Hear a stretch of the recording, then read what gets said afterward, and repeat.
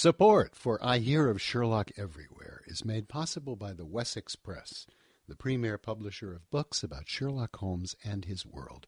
Find them online at wessexpress.com. And the Baker Street Journal, the leading publication of Sherlockian scholarship since 1946. Subscriptions available at bakerstreetjournal.com. I Hear of Sherlock Everywhere, Episode 73. A conversation with playwright Ken Ludwig. I hear of Sherlock everywhere since you became a chronicler. In a world where it's always 1895, comes I Hear of Sherlock Everywhere, a podcast for devotees of Mr. Sherlock Holmes, the world's first unofficial consulting detective. I've heard of you before. You're Holmes the meddler, Holmes the busybody, Holmes the Scotland Yard Jack in office.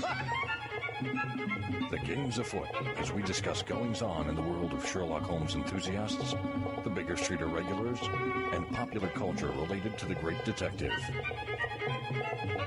As we go to press, sensational developments have been reported. So join your hosts, Scott Monty and Burt Wolder, as they talk about what's new in the world of Sherlock Holmes. You couldn't have come at a better time!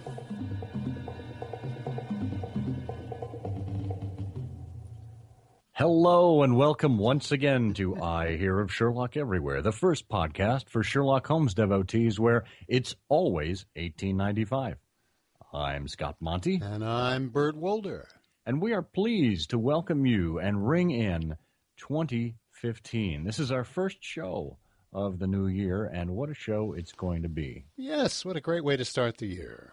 Yeah, well, we also had an opportunity to start the year with the BSI weekend. Oh, I remember that. Do you? Do you now? Yeah, I have vague memories, a group of people surrounded by a selfie stick. It seems like such a blur. Yeah. And the selfie stick, I think, was the surprise hit. I think that it is safe to say that this is the first BSI weekend where a selfie stick made an appearance. Yeah. And it was also the first BSI dinner where Kareem Abdul-Jabbar made an appearance. And thereby justifying the presence of the selfie stick, without which he wouldn't have been visible in any photograph. That's true. I think we got an eye-level photograph thanks to the selfie stick. Ah.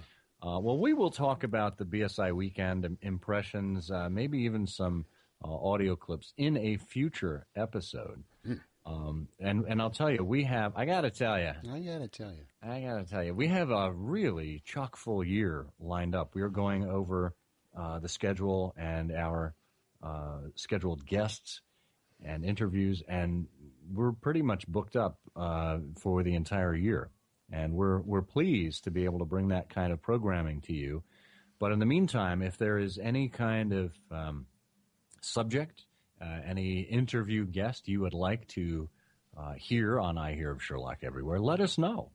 Let us know. You can get in touch with us in a number of ways, not only to let us know about what topics you might like to hear on the show, but just general conversation, feedback, etc., sponsorship requests. We take it all. And we take it through ihearofsherlock.com. There are a myriad ways on the website itself to contact us, so have a look around. Of course, email is probably the most prevalent. That's comment at ihearofsherlock.com. And Facebook and Tumblr and Twitter, everything is I Hear of Sherlock. Facebook.com/I Hear of Sherlock, ihearofsherlock.tumblr.com, Twitter.com/I Hear of Sherlock. Those all work, yes. And the telegram machine, the phone. That's the ticket. The telephone. Tell them whatever you want. 774-221-READ. 774-221-7323. Leave us a message. We will take your MP3 recording and put it on the show if it's interesting enough. Yeah. We'll put anything on the show if it's interesting enough. Anything, and we're always experimenting with new ways to be contacted. So if you have a baseball cap, typically one that's size large or larger, just line it with aluminum foil, and every evening from 9 to 10 Eastern Time, we are practicing extended telepathy contacts with many of our listeners, and just think very hard think towards Michigan or New Jersey, and we may receive your message. So get on that. We may, or we may not. Yeah. Either way, you never know once things go out through tinfoil where they're going to end up. And you have has the added advantage of keeping you safe from any government listening devices. Indeed. And just looking through the recent Sherlockian news of note, I think probably one of the most significant, one of the ones that our listeners would probably understand the most, is the passing of composer Patrick Gowers.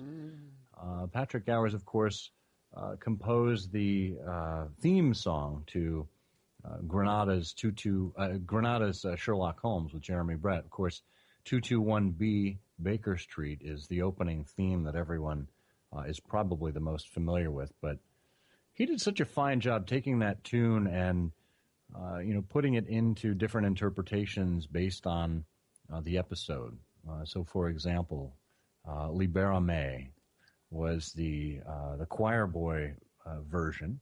It was done during, I believe it was the Priory School, which was highly appropriate as young Lord Salter had been kidnapped. And then, of course, the pastoral version when Holmes and Watson were out visiting Sir Reginald Musgrave in the country. And he had that kind of medieval pastoral type interpretation. Lots of different ways of going through that. If you haven't had an opportunity to purchase that soundtrack, I know it is available on MP3 and on CD. So we will make a link in the show notes to that. But check that out. Yeah. Music is such an important part of these productions. The BBC theme is so distinctive.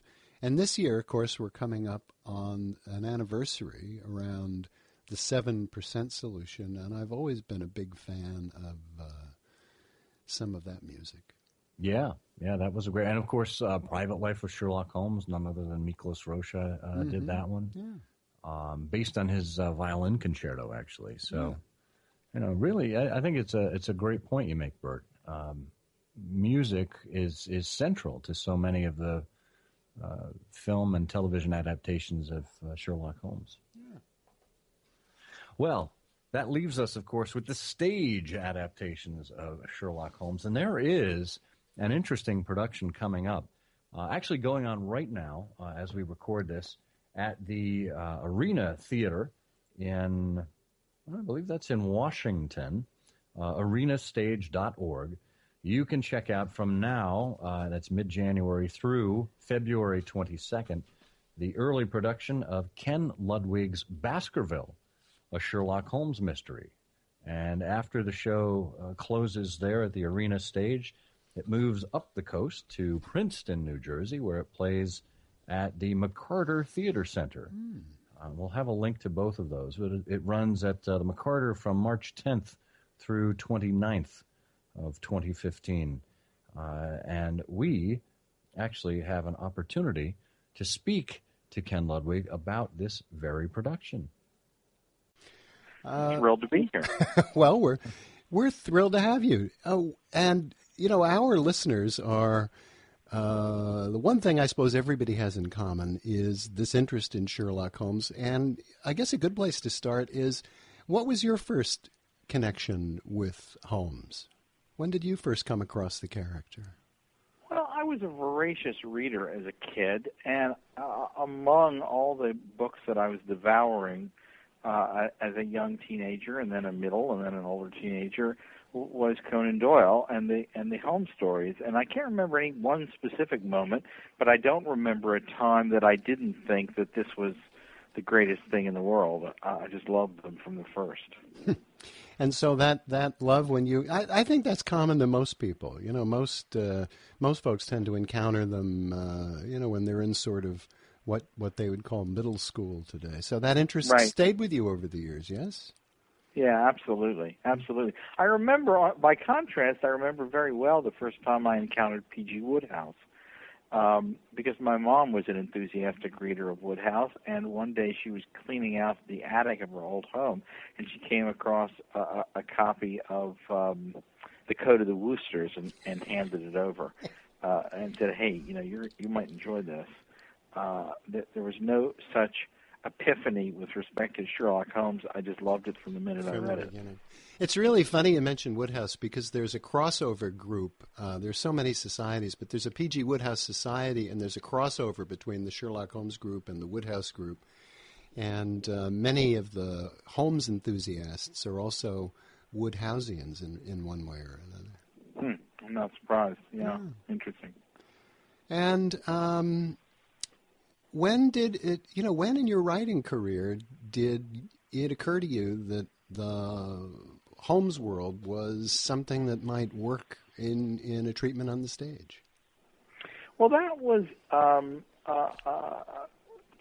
fairly early in one sense. I wrote a play called Post Mortem when I was a fairly young playwright, and it was not about Holmes directly. It was about William Gillette.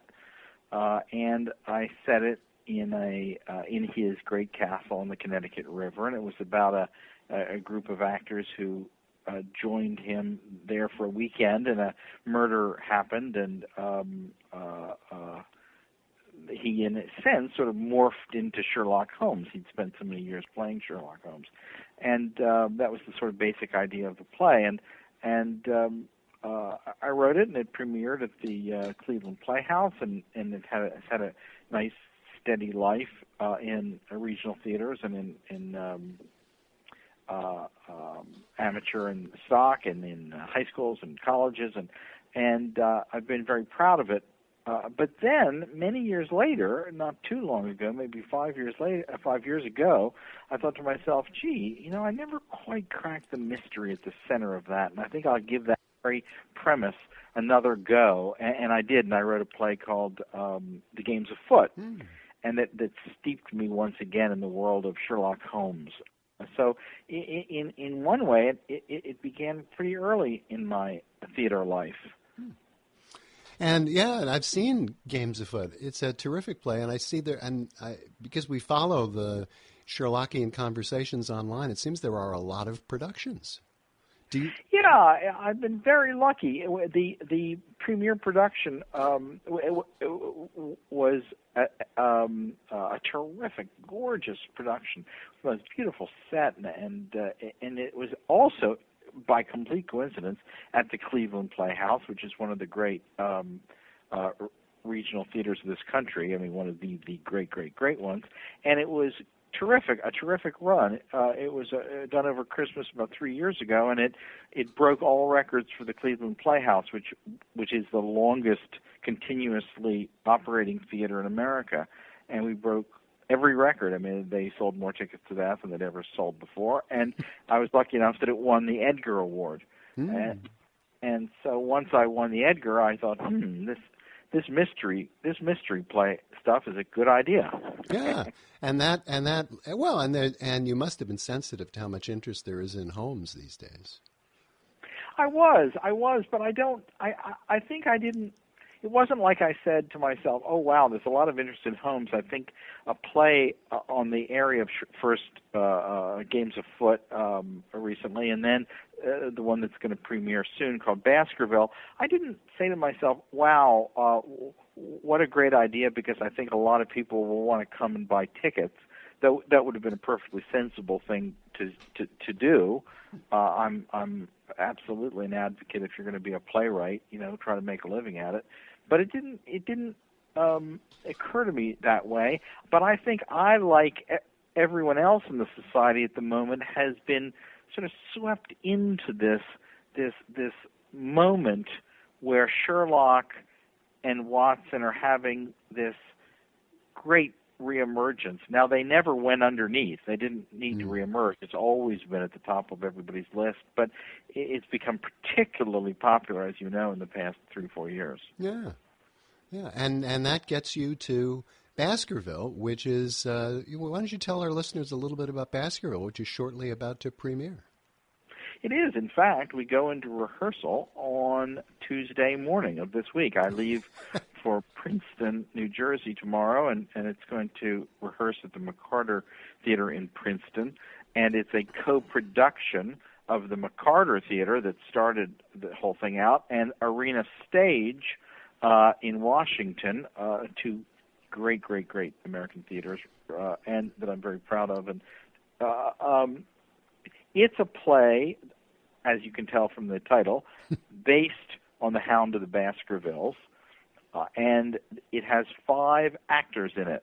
One actor plays Holmes, one plays Watson, and the other 3 actors play about 42 other roles. So it's going to be a bit of a circus. Yeah. Oh, but those are great. I mean, the Reduced Shakespeare Company's had so much fun with their various productions, and 39 Steps, and Gentleman's Guide to Love and Murder, which is doing well on Broadway, is essentially a small cast. That's true. That's true. So it sounds like it's going to be a real hoot. So is this how would you describe this? Is this a comedic take, or is this an energetic take, or is this? Well, I think that's well put. I think energetic is probably right. I think it will be very comic. I think it'll be, hopefully, fingers crossed if it works out well, a real hoot of a time. But I'm really hoping that the way it ends up working is the way the same experience we get when we go to a movie, a really great crackerjack great movie like Indiana Jones and the Temple of Doom, where we sit in a theater and it's an adventure, a real adventure that keeps us on the edge of our seats and we're breathless. In this case, the Hound. And I'm not playing the Hound to be silly. I want people. It should be a little breathless, very breathless. And at the same time, there'll be moments when we really laugh, as we do in the Indiana Jones movies, because they're not spoofs. They're not takeoffs on adventure movies or adventure stories, but they really enjoy the exuberance of being inside an adventure story. And that's exactly what I want this to be. Oh, okay. So, rapidly approaching rehearsal time, and by the time this show airs, actually, you'll be well into rehearsals, and the show will open and run when and where? The show opens. While it's going to go into rehearsal at the McCarter Theater in Princeton. We, in fact, open of the 2 theaters. We open first at Arena Stage. And the first preview, the opening performance, is January 16th, and we'll preview for about a week. And opening night is January 22nd, and then it plays through February. Now, let's see, I can come up with a date. It's sort of late February, I think about February 22nd. It closes at Arena Stage, and then we move the whole production to the McCarter Theater in Princeton, and go back into rehearsal a little bit and tech it and get it ready for that stage. And the first preview is March 10th at the McCarter, and we play and play and play and play. And the last performance at the McCarter is Sunday, March 29th. Well, that's great. Well, since I'm in New Jersey, I'm looking forward to seeing it at McCarter. That's great. Oh, great. I'm so glad. Yeah. And also, I hope I wasn't misleading in the other answer. Let me say it really is a comedy that is anybody going who's going to laugh a lot, I hope, if it works, and have a rollicking good time. It's just that I what I didn't do, and I'm glad, which I didn't want to do, is I don't make fun of the Holmes-Watson tradition in any way, and I don't try to spoof it. I don't try to be silly with it. I take them very seriously because they're such enormously great literary characters. Well, and you've got a little bit of history with doing Sherlock Holmes-related plays as well. I mean, you're probably, at least in our circles, most notable for The Games Afoot. And I did. I got very steeped in Sherlock Holmes when I wrote The Games Afoot, and gave me a good excuse to reread lots and lots of the canon. And it gave me a great opportunity to get steeped in the American theater tradition around 1900, the time that William Gillette really flourished. It's really a great terrifically interesting time in the American theater. What I think all of your listeners know, because they're such great Sherlockians, but I wasn't aware until I got into this project, is that the play Sherlock Holmes, the very first one that was so successful on both sides of the Atlantic, was in fact written by William Gillette, because Conan Doyle gave him carte blanche. Yeah, and Conan Doyle had failed to bring Holmes successfully to the stage. Yeah, so that's what I understand exactly. Because it's writing a play is very different than writing a story or a novel. And Gillette, who had so much experience as an actor on stage, seemed to know just what the doctor ordered. Yeah. And when you looked at Baskerville, how did the story structurally appeal to you? I mean, it's not the easiest thing, to take that story and fit it on a stage. No, I think it's not. But it's not if you think of it in a traditional theatrical way. That is, if you think of going to the theater and seeing a full set for Holmes's study, or in a full set at Baskerville Hall, and that is a tradition in American theater. And when Herbert Beerbohm Tree was doing Midsummer Night's Dream, just around that same kind of time, in the 1910-20 period, he had very literal sets with bunny rabbits hopping along the stage in the forest, the magical forest. But theater has evolved, and it goes through stage after stage, no better, no worse, and it keeps going around and doing the same things. It discovers great new things and finds out that, in fact, those were done 400 years ago. But we're at a stage now where you can do pretty much anything on the stage you want to, and the director and the designers figure it out.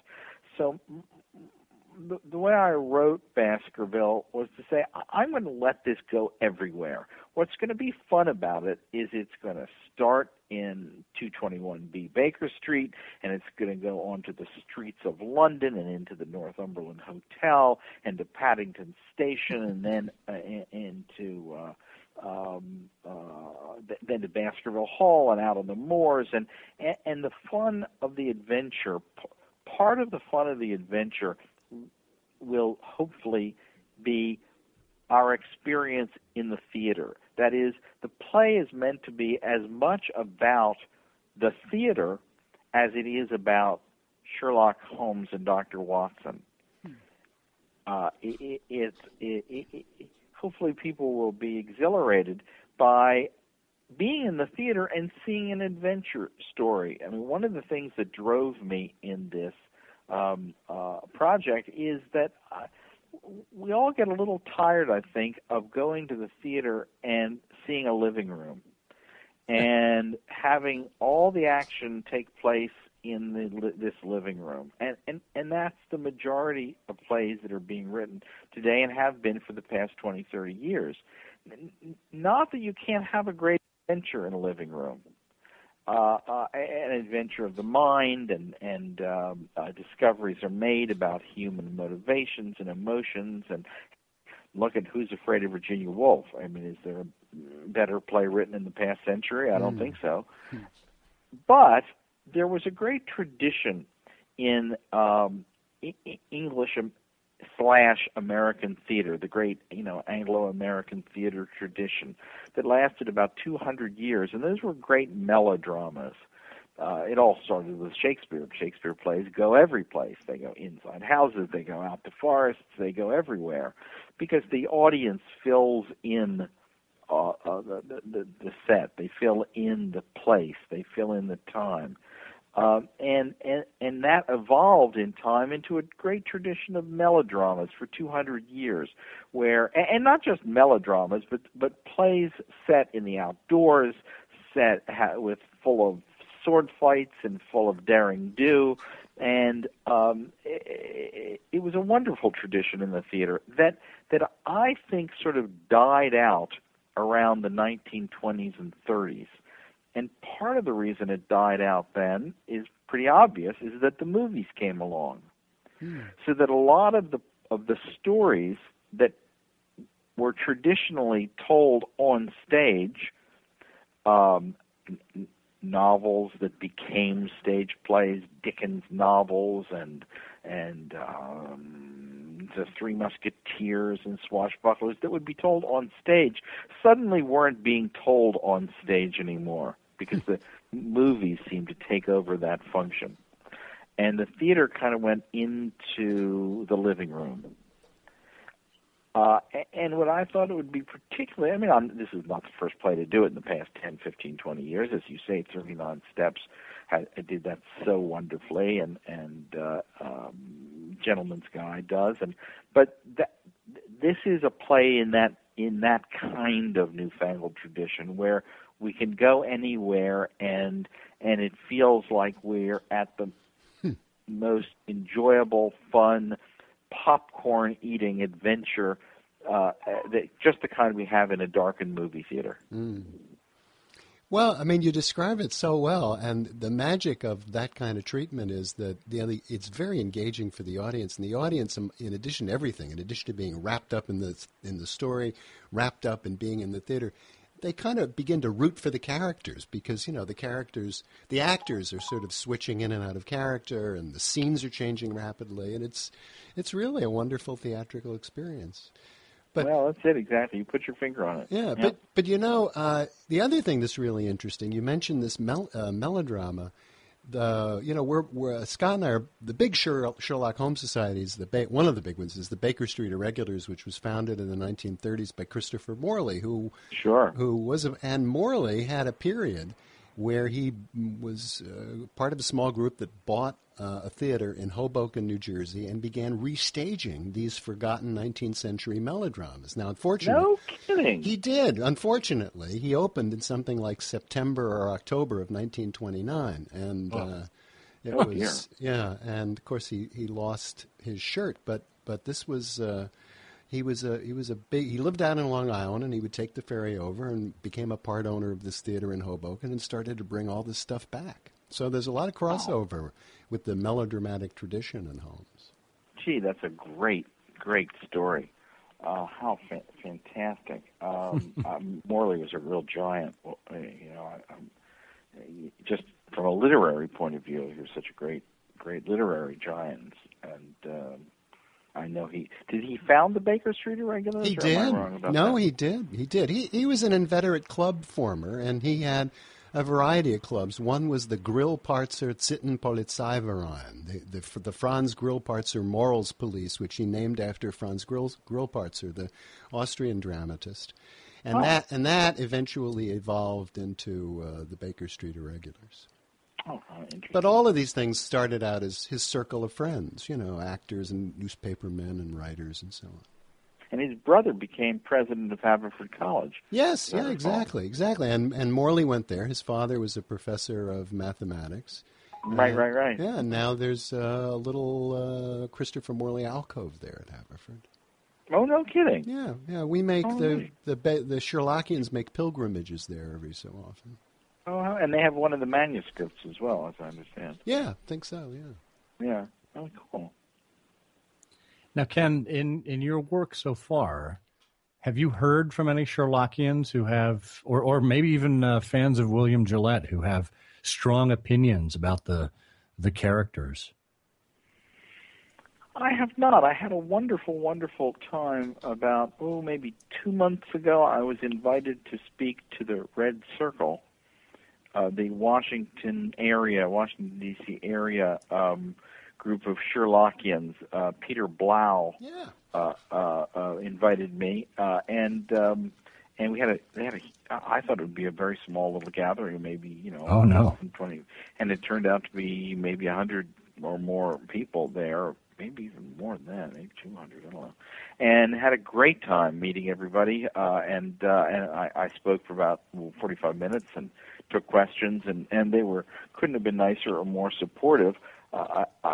It was really interesting how well they knew it. When I would make reference, they were asking me really interesting questions about how did I, feel about maybe if I had to lose any characters that were in the story for purposes of tightness in the play. And in passing, I mentioned sort of a character that I described, and of course they shot back with his name exactly. I mean, everybody really knows their onions in this group, and it was really fun, and it was a great thrill to be there. That's good to hear, and I'm sure after the Hound opens, and hopefully we'll see some extensions around the country after this just initial opening. No, I think so. Yeah, I've already. Yeah. In fact, there's another. It's already been announced, so I'm free to do it to tell about it. Which is that another major production before it gets released to the general public is going to take place at the Old Globe in San Diego this summer. For the, I think it's the whole month of July, or is it August? I think it's the month of July. That's great. Great theater, yeah. Well, and we're really at a high point of interest in Sherlock Holmes, whether it's the movies, the television shows.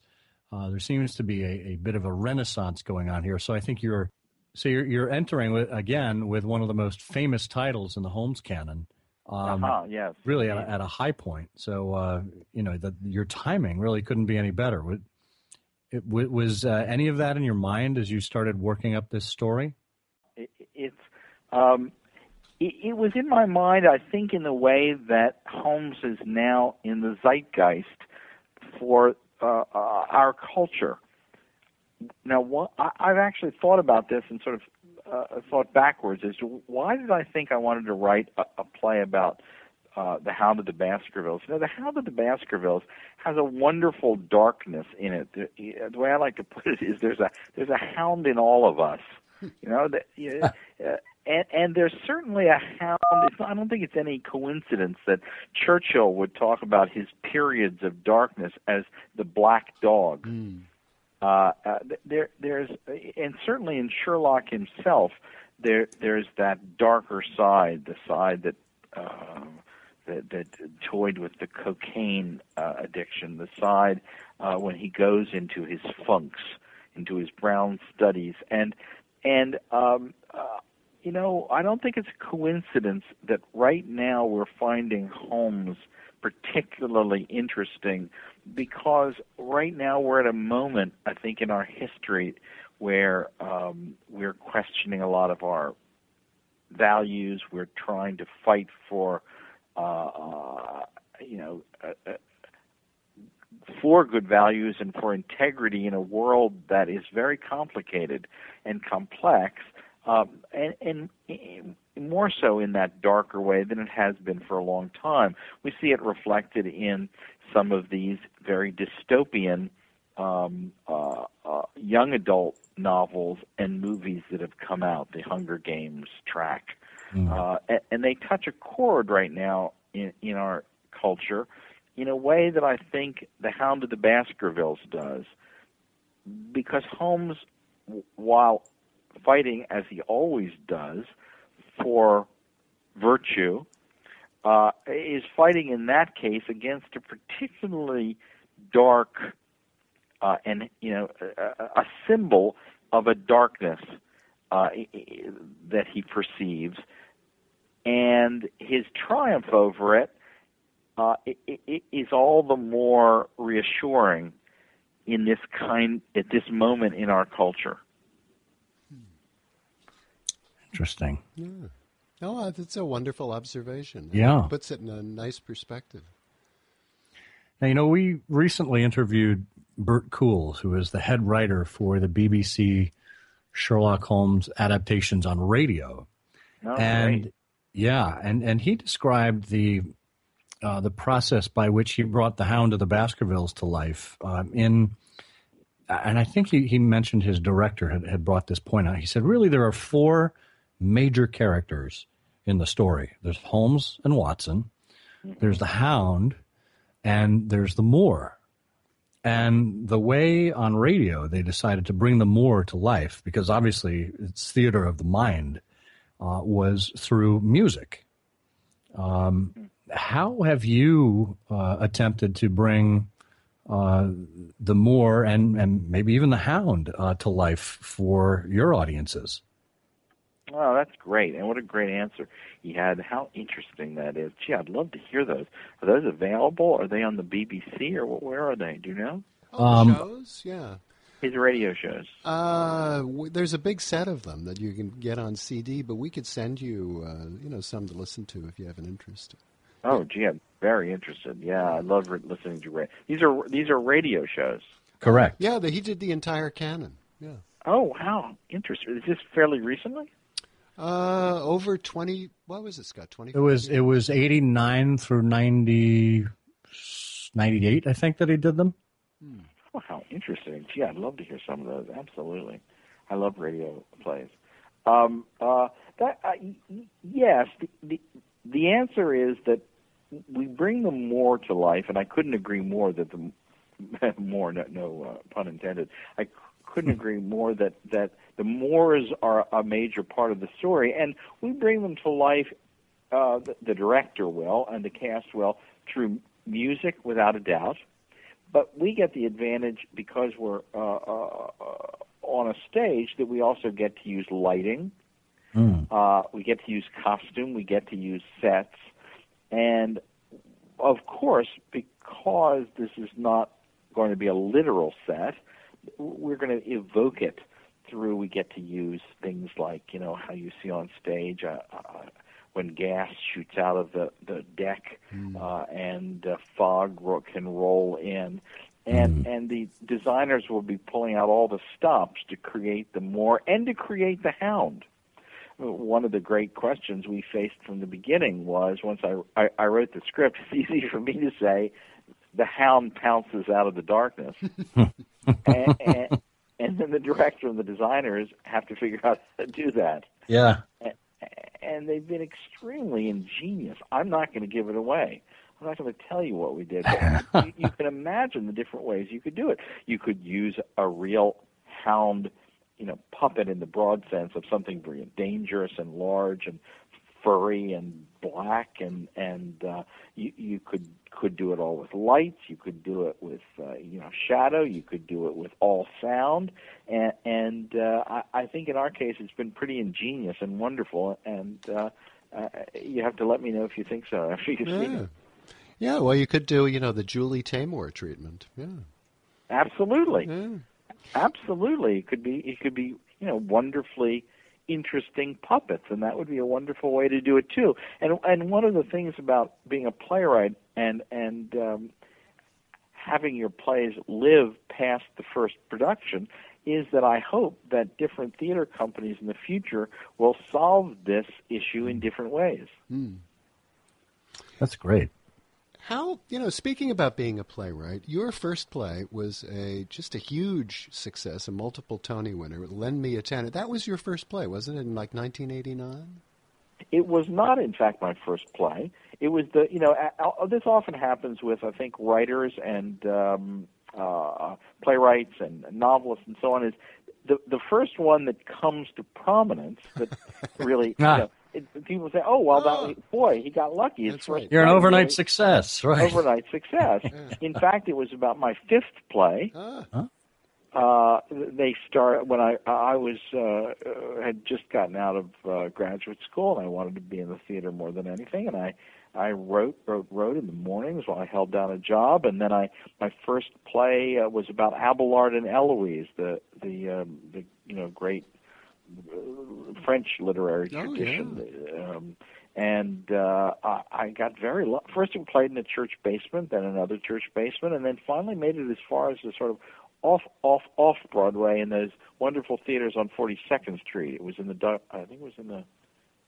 Fairbanks. There's three of them there. Three beautiful black boxes on the west side. Yeah, exactly. And then I wrote a play. I think my second play was, in fact, Postmortem. We were talking about it earlier, which was the first play about William Gillette. And then I wrote about three other plays. One about baseball, and then I wrote Lend Me a Tenor. And by chance, after I wrote it, it got into the hands of Andrew Lloyd Webber in England. And he read it and said, geez, I love this play. It's a long story, but a director showed it to him, and who had seen it, and Andrew Lloyd Webber called me out of the blue, and there I was in a small apartment in Washington D.C. where I was trying to make a living. And he called and said, "Hey, I love this play, and I'd like to put it on in the West End." And he put it on in the West End, and then he put it on Broadway, and it was a terrific, big hit in both places, and that really changed my whole life. Mm. And among other things, over the years, you've written a play called "'Twas the Night Before Christmas." Isn't that so? That was a play I just read about 3 years ago. It's a children's play. Yeah. It was the first time I'd written a children's play. There's a play on right now that my son and I wrote together, a children's play called Tiny Tim's Christmas Carol. Oh, where's that playing? That's playing right now as we speak at Adventure Theater in Bethesda, Maryland, as their Christmas show. That about 10 shows a week. This wonderful little children's theater, very successful children's theater, just outside Washington, D.C., called Adventure Theater. Following after I wrote Lend Me a Tenor, I was very lucky. I got invited by a producer who had acquired all the rights to the Gershwin's music, the George and Ira Gershwin songs, to write a musical that turned out to be a show on Broadway called Crazy for You. Mm.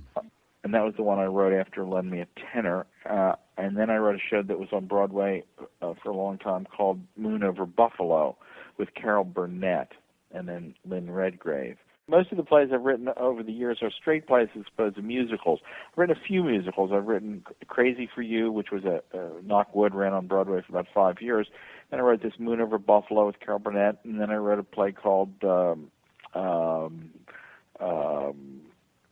20th Century that Alec Baldwin starred in with Anne Heche on Broadway. And so the main things I've done over the years have been just original plays. And then I sort of got into after I'd write an original play, and I think I have an idea for a whole new story that I make up myself. I looked at my bookshelf and started thinking, maybe I'll do an adaptation of a great classic novel that I love. And I did one of Treasure Island that then played at London at the Haymarket Theatre, and then I did another one, the Bristol Old Vic in England invited me to write one, and I wrote an adaptation of Treasure Island. And then I just did this Baskerville and tried to do it in just an entirely new way of just doing it with 5 actors. Wonderful. So what's next? Yeah. Well, next is I have a new play opening next season. I'd love to tell you the title if I knew it. It was great publicity. Well, maybe we can crowdsource it. Yeah, that would be a really good idea. It's set in Paris in the 1930s, and it takes place when a great entrepreneur is putting on something that he thought of out of the blue, no one has ever thought of before, called the Three Tenors. And so that's going to open next year. And I'm in the throes of 2 other things. I'm writing another actually adaptation that an estate has come to me and asked me if I'd write, that I've been told to keep the lid on in terms of what the estate is and what the project is, but I'm very excited about it. And then a new play I'm working on about the great 18th century actor, manager, entrepreneur named David Garrick, who in his day was just the most famous actor of the entire 18th century in England, and he was a really interesting fellow, and I've always loved Shakespeare. In fact, I wrote a book about Shakespeare that just came out 2 years ago that Random House published called How to Teach Your Children Shakespeare, and it just came out in paperback. And David Garrick spent his whole life playing in Shakespeare, directing it, producing it. He ran the Drury Lane Theatre in London for 25 years, and he's just a great character. So I thought it would be a lot of fun to try to write a play about him. And I've written the first act, and I'm working away on it. That's fabulous. Great. And of course, the Garrick Club in London, which is typically for people of the theater, named for David Garrick. Indeed, indeed. And speaking of clubs, I don't know if you're aware of this, Ken, but our very own Burt Wolder here is a member of the Players. Oh, no kidding. Oh, yeah. The poor old Players. Oh, man. I've never been. I'd love to go to the Players. Oh, how could you possibly miss it? I mean, it's Edwin Booth and Ellen Terry, and I know. And his rooms are still there. You know, he died in the club in 1893, and his rooms are pretty much unchanged. It's a real time capsule. You do realize I'm hinting like mad at the moment. Oh, well. Bert will have you for a drink. Don't worry. We will absolutely get you in there whenever you, absolutely. Oh, good. You kidding? Good. We'll give you the grand tour. I'd love to see it. Yeah. Bert's never been great with subtlety, Ken. I was trying to be really subtle there. I don't know. No, you mean with your, not only your lifelong commitment to the theater, but your body of work, you should get a key to the place. I know, huh? Thank you. That's sweet. No, I've heard about it all my life. It's one of those great treasures, and I've never been. Oh. Well, we can take care of that. Well, thank you so much for taking the time to talk with us. I think that Baskerville sounds like it's going to be a lot of fun and another huge hit, and can't wait to see it. Oh, that's very kind of you. It's very kind of you to have me on the show. I'm just thrilled to be here, and I just admire the podcast and admire. I've become the greatest fan of these great mythic. Never realized till I really got into it what absolutely mythic characters that Conan Doyle created, and it's just been a thrill to write about them.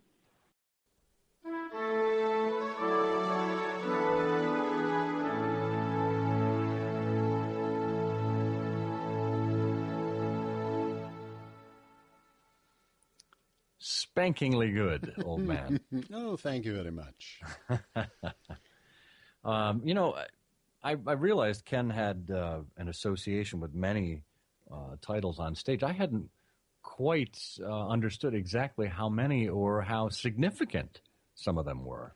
Oh, me neither. Well, he's such an engaging conversationalist, and so lucky to have found his passion so early in writing for the stage and to have been so successful with it. It's so wonderful. I mean, he's so skilled. And then it turns out that he is also, has more than just a passing interest in Conan Doyle and the canon. He's deeply knowledgeable. He's a real Sherlockian. Yeah, no, that's nice. We're lucky we get to benefit from the fruits of his labor. Yeah. Well, again, if you haven't done so already, check out the Arena Stage or the McCarter Theater Center productions of Ken's new play, Baskerville, a Sherlock Holmes Mystery. It's guaranteed to be truly a wonderful interpretation. So if you're on the East Coast, the Mid-Atlantic area, please get out there and check that out. Oh. And we'll have links, of course, in the show notes to both of those productions. Very good. Well, the production here, I think, requires us to give some acknowledgement to our very generous sponsors, does it not? Well, I suppose so. And who are those fine people again? Well, I think one of them has got to be the Wessex Press, the premier publisher about books about Sherlock Holmes and his world. And what a constellation of new material is spewing from the warehouses of the Wessex Press. Yes, yeah. They had it all for sale at the BSI weekend in the merchant's room there. And they actually went so far as to sell out of their latest title. Oh, what did they sell out of? The volume 1 of their new landmark series by Matthias Bostrom and Matt Laffey, called Sherlock Holmes and Conan Doyle in the Newspapers. Ah. Yeah. Volume 1 takes us from 1881, at the beginning of Conan Doyle's literary career, certainly as we know it, all the way through 1892. And Matt and Matthias did a meticulous job of combing through old newspaper columns, transcribing them to print and or into text, and then annotating the hell out of them. So they guaranteed me that the next volume will contain a shorter span of years because after 1892, as you can imagine, the press coverage of Conan Doyle just began to expand significantly. But it's an interesting way to look at how the press was looking at Conan Doyle in real time at the time that he was actually publishing, rather than from a historical, biographical perspective. Well, so and you've accomplished something quite interesting, which is managing to use the words meticulous and Matthias in the same sentence. And real time. Yeah, how about that? Go figure. Yeah. So check that and lots of other titles out at our friends at wesexpress.com. Yeah. And that, of course, leaves us with the Baker Street Journal, as you heard, the leading publication of Sherlockian scholarship since 1946. And here it is, 2015. It's still going strong. And now is the time to get your subscription in for the year. The winter issue has finally closed out the 2014 publishing cycle. So now is the best time to get your subscription in so you don't miss a single issue. And you get yourself locked in for the Christmas annual for 2015. We know what the subject of the Christmas annual is going to be, and we're not at liberty to say what it is, but let me just guarantee you, folks, it's going to be a doozy. So get over to bakerstreetjournal.com and take out your subscription for all 4 quarters and the Christmas annual for the year. Yeah. And a couple of other publications coming out from the BSI Press at the same time. I think you just ordered yours, did you not, Bert? Oh, yes. Well, some terrific new publications, Out of the Abyss, and a magnificent new book by Sonia Featherston all about noted irregular Bliss Austin. Yeah. And maybe, just maybe, those 2 books will be the subject of a future show. Oh, you think so? Well, I think we can influence the people responsible for that. Well, it's great to see, the manuscript series continuing. And it's wonderful that these things continue to become available year after year. Yeah, yes, indeed. Collect them all and trade them with your friends. Collect them all and keep them for yourself. Collect them all and hoard them like the miser that you are. No, they are collectibles, and they certainly will continue to be collectibles in the future. These are not widely published. They aren't huge in number, so they will become scarce at a certain point, but they are well worth it.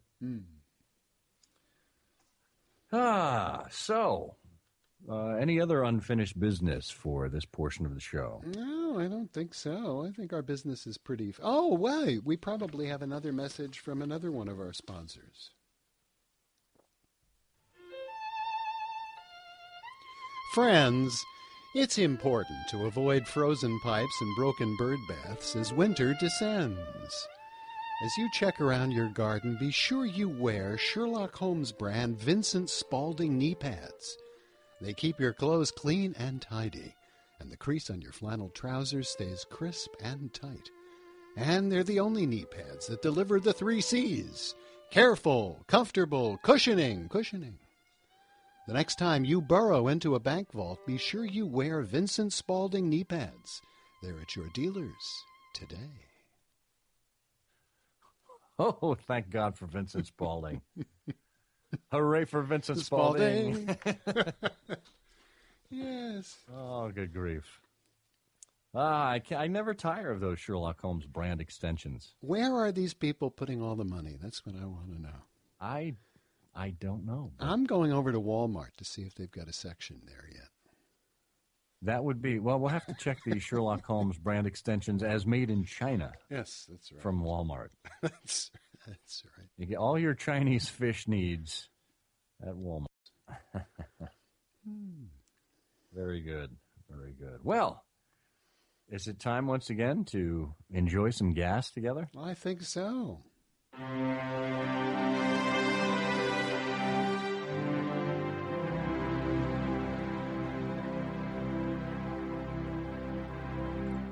Well, that can mean only one thing. Bert's leaned on a button again. That's right. Ouch. And done the intro for the editor's gas lamp. Well, we're going to do something a little bit different this time, seeing that we had renowned playwright Ken Ludwig on the show, and that in 1974, the William Gillette production, or the William Gillette play, was kind of brought out of mothballs by the Royal Shakespeare Company, John Wood in particular in the lead. We thought, well, let's go back to 1974 and see what was going on in the Baker Street Journal at the time. Now, if you aren't able to pick up a copy of a 1974 Baker Street Journal, they are slightly smaller than the current edition. They are done on a typewriter, and two different typewriters if you look through the manuscripts here, because this, of course, is because Julian Wolfe, who was the editor of the BSJ at the time, had two typewriters set up on his dining room table in his Riverside Drive apartment, where he would type out each issue of the journal. But one thing Julian did not do was write editor's gas lamps. So we thought we'd take a short one-page poem called The Detective's Farewell by Thomas Frederick Foss, and read that in place of an editor's gas lamp. "My dear Holmes, now you're old," his friend Watson said, "and your hair has become very white. Aren't you glad your adventures are still widely read and continue to give such delight? Of your numberless cases, it must be allowed, I have written so much and at length. My dear Holmes, of your fame you must be very proud, for it all goes on from strength unto strength. All know of what happened to Lady Carfax, and the murder of Openshaw's uncle, and the scarlet-hued study when Lestrade was lax, and Lady Morcar's blue carbuncle. Of the red-headed League, and the villain John Clay, and the bestial Captain Black Peter. Of the Mazarin stone, and the golden pince-nez, and cases you've solved even neater. I have told what occurred at the Reichenbach Falls to that savant, the late Moriarty, that scholar so sin-stained the whole world appalls, there was ne'er a more criminal party. And his lieutenant, too, that vile Colonel Moran, no crime that there was did he bar. He practiced the whole lot, not one did he ban, that villainous expert shikari. But your other adventures, which me you forbid to bring to my readers' attention, it's unfair to me that these tales should be hid, for their royalties add to my pension. Politicians, a lighthouse, a trained cormorant, those two patriarchs who were Coptic, adventures with such an unusual slant would cause readers to widen an optic. I'd very much like to have further to say on the details of the Upwood scandal. And what was the reason you went to Norway, if the latter is not too hot to handle? The detective replied, but enough is enough, though your writings have made me quite famous. Raymond Chandler you're not, with his private tough, nor am I Philip Marlowe, his Seamus. I beg of you, Watson, indeed I insist, you let dogs who are asleep still lie sleeping. Your itch to write further about me resist, and let me get on with beekeeping.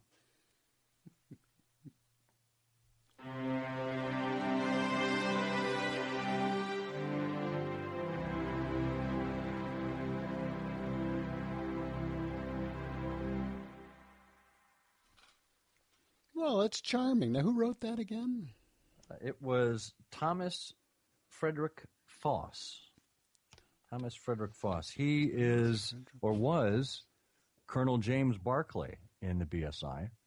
Said he contributed much to our literature, a retired lieutenant colonel who served in Her Majesty's Indian Army. Oh, here.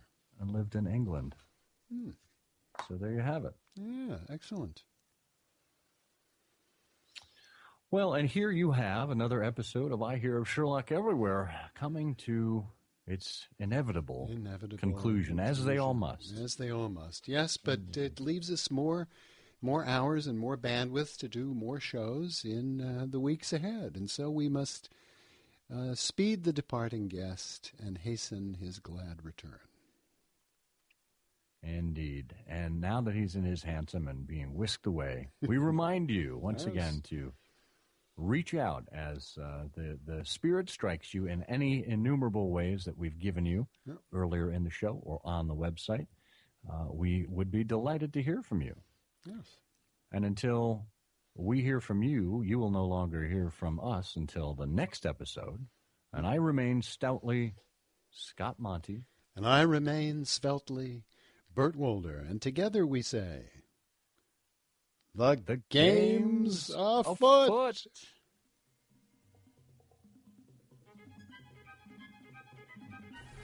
You know, I'm afraid that in the pleasure of this conversation, I am neglecting business of importance, which awaits me elsewhere. Thank you for listening. Please be sure to join us again for the next episode of I Hear of Sherlock Everywhere, the first podcast dedicated to Sherlock Holmes. Goodbye, and good luck, and believe me to be, my dear fellow, very sincerely yours, Sherlock Holmes.